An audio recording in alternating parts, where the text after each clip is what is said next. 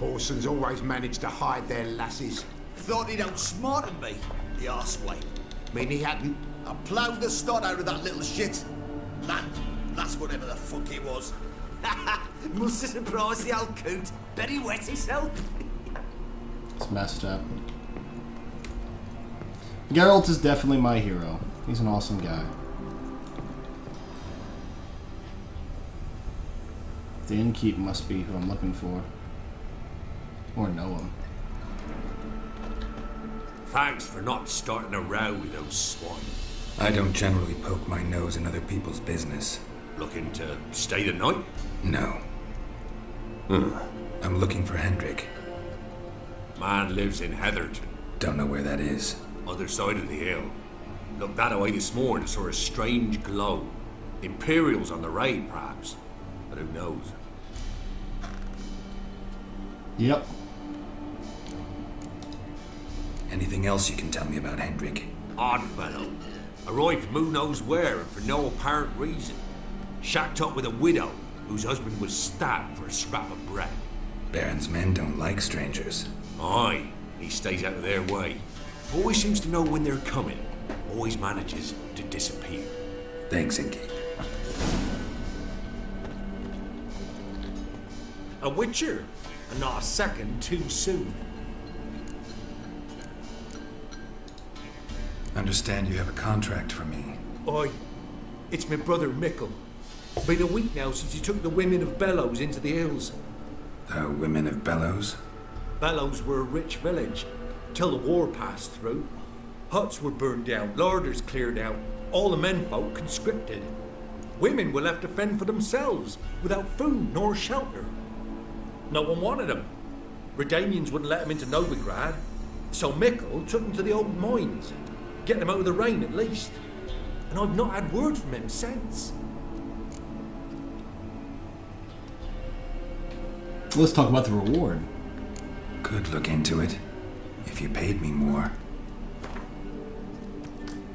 Damn! He's looking at 280, huh? Let's go to 300. Alright, my brother's life's at stake, so I can't skip. It's a deal. Alright. Pull another 20 out of it. I like it. Alright, I'll look for your brother. How will I recognize him? Shouldn't be hard. You were the only lad in a group of women. Corpses aren't always in a condition where I can determine the sex. Corpses? Take it back. They got lost is all. But, if worst comes to worst, well, he had calf-skin ankle boots, work of Master Clogs. Told him not to wear him into the hills. He'd only ruin him. But he was so proud of him. Think I know enough. Thanks.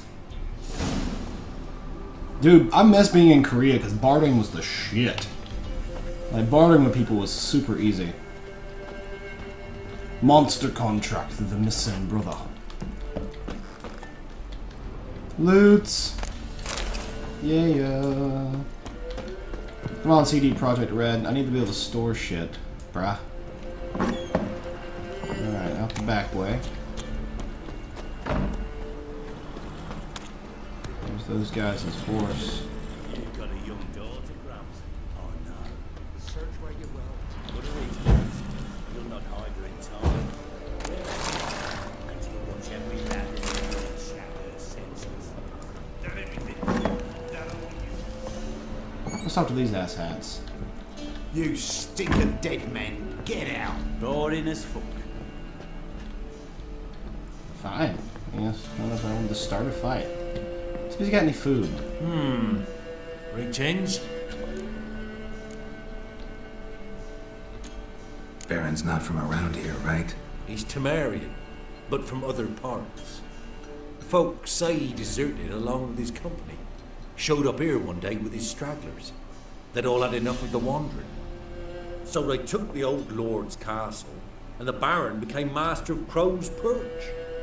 Reckon once the Blackens feel sure they own the land, they'll let him keep Crow's Perch, give him a true title. Bloody Baron. How'd he get that moniker? There a story to it? A time ago, when he was still in Yeah, it does, Link's Panda. some Blackens had It opened does. the dye works.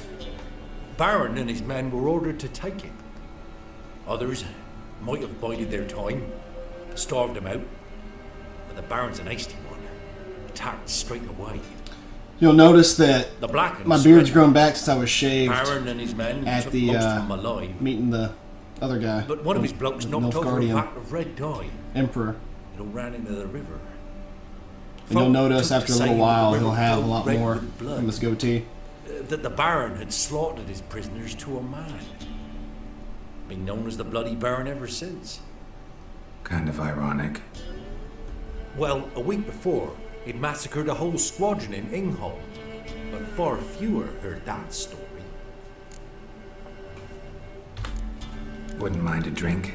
Show me what you got. Alright, what you got there, big guy? Mahakaman Spirit. Bit of cherry cordial. Alright.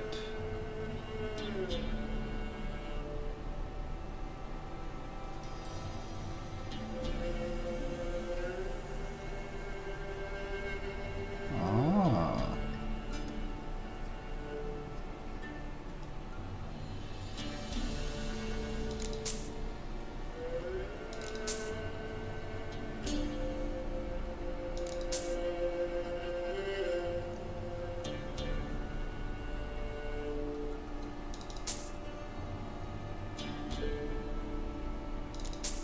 They got me some new cards. That'll work.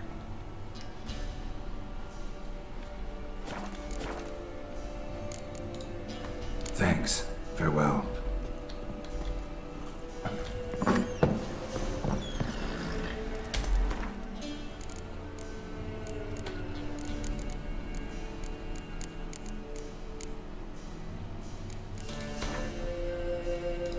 Cirilla. Oh wow, that's what she looks like now.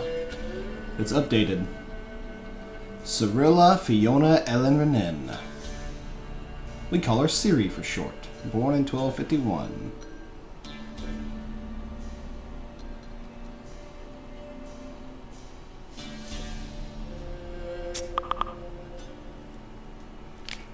Cirilla is also a highly skilled witcher, heiress to several thrones and the last bearer of the Elder Blood, a powerful source endowed with exceptional magic talent, the Lady of Time and Space. Her hair color and date of birth seem rather incidental now, don't they? I would also tell you she's Geralt's adopted daughter. But that would be a gross simplification. Ciri is much more. She's his destiny, his unexpected child. Someone bound to the Witcher by fate, most inextricably tangled fetters. Following age-old Witcher tradition, Geralt took Ciri to Kaer Morhen, where she came into his care. There, he and Vesemir taught her the ways of the professional monster slayer. It was then that her magical talents were first revealed, when they discovered she was a source. Ciri's gift proved a curse as well. Because of it, she would one day have to hide from the entire world, even Geralt. Ciri's biography contains one more of her great secret. Her father is none other than the Emperor of Nilfgaard, Emir Ver Emeris. His words confirmed the fear swirling in Geralt's mind. Ciri had returned and was in mortal danger, for their unrelenting wild hunt was on her trail. Yennefer made it clear why the wild hunt wanted Ciri. Eredin wanted the power latent in her elder blood. She also let Geralt know that Ciri had been seen in war, ravaged Velen as well as Novigrad, the largest city in the world. Dandelion. Sometimes called Daedalion. He looks very different in this game, holy shit.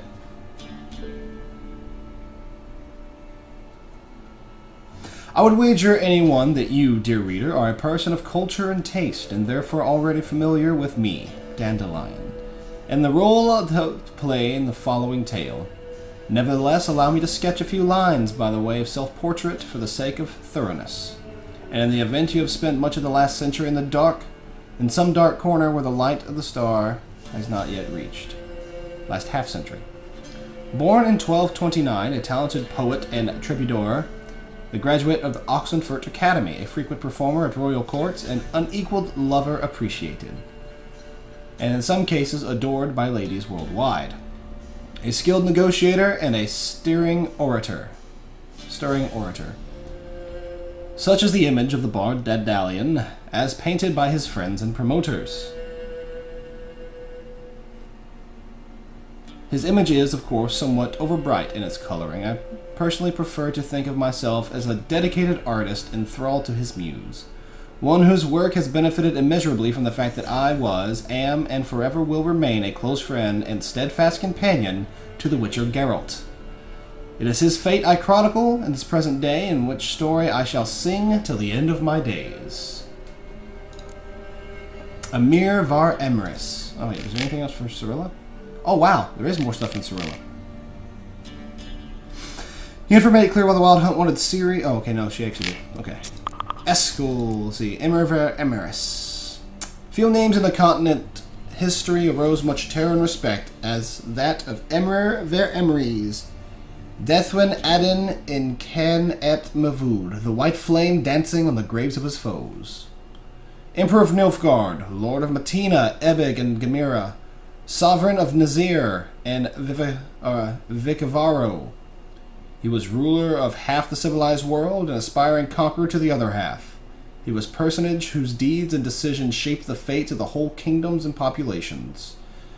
What can he possibly want of a simple witcher? The emperor clearly and succinctly laid out that he wanted his daughter and Geralt's ward, Cirilla, was in great danger, and the Wild Hunt was on her trail. Geralt, a superb tracker linked to Emir's daughter by the iron bonds of destiny, stood a better chance at finding her than anyone else in the world. Eskel. All Witchers have a great deal in common, but with Eskel and Geralt, the similarities are particularly striking. They first met as two boys the same age, swinging wooden swords at Kaer Morhen. There they went through the ordeal together, the first round of selections, the murderous changes, the trial of grasses, and the training on the gauntlet, the Witcher's daunting obstacle course. They also received hidings together for more than one act of childish delinquency. When they became adults, they walked the path separately, but still reconvened at Kaer Morhen nearly every winter to wait out the cold, drink to the successes, and remember fallen comrades. Hey Kai, what's up, buddy? Though Eskel never gained Geralt's renown, he's equaled the White Wolf in experience and carried out his contracts with care and efficiency. Death had almost taken him many times during his hunts, yet in an ironic twist, the hideous scar on his face came not from a monster's claw, but from the blade of Dedre Admiran, his highly unpredictable, unexpected child. Geralt of Rivia. Many cannot fathom the friendship Geralt of Rivia and I, Dandelion, have shared over all these years. When we first met, began breaking bread together, spiteful tongue said he'd be better cutting my throat and dumping my body in a hollow tree before I provoked someone else into doing the same to us both. Those individuals spoke out of pure jealousy, for Geralt was my dearest friend, a fact that he gave ample evidence of on numerous occasions. I could say a great deal about the famous monster hunter, the man known in elder speech as Gwynblade, or in our younger, yet no less noble tongue, the White Wolf. For Geralt of Rivia is a truly exceptional individual. A brief encounter might tempt one to label him a mere swinger of swords, a simple monster catcher, a rough and tumble practitioner of a dirty trade. But peer closer and you will discover that he is a man of unplumbed depths, unique views, and vast world-spanning experience. On the surface he is introverted, tight-lipped, one might even say gruff, but underneath lies an overflowing sea of goodwill, good humor, and an honest readiness to help his friends, be it a bunch of sound advice or the masterful application of his blade. Setting aside cumbersome false modesty, I can say that I know his story better than any man alive. I was with him through hard times and good, helping with wise advice, warm words, and razor wit. As a result, I'm a vital part of his story, both in his earlier and present portions. It is thus my duty to continue my chronicle, and for the benefit of future generations, put in writing the next chapter of his deeds and exploits.